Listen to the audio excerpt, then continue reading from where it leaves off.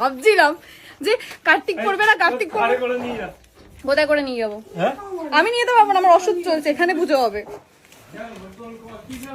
বাচ্চা আছে আমার জায়ের।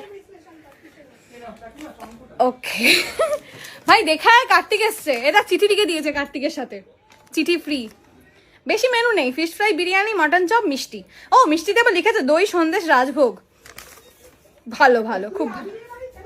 প্রথমে কি একটা লিখেছিলিস রে, 5000 লিখেছিলিস, তারপর প্রথমে 500 লিখে দেন, তাহলে দেখছি দামটা অনেক বেশি হয়ে যাচ্ছে ঠাকুরের। আর ছোট ঠাকুর কিনবো, ওটা কেমন লাগছে একটু ভালো দেখে কিনেছি, দামটাই তো পড়ে গেছে অনেক। ও দামটাই পড়ে গেছে অনেক। খুব ভালো, তাই না? দেবো গালটা বাড়া, না দে, একটু দিচ্ছি রে, বেশি দিচ্ছি রে। অসভ্য।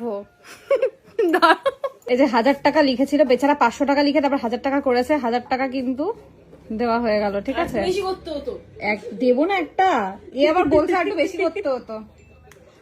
ঠিক আছে, ডান।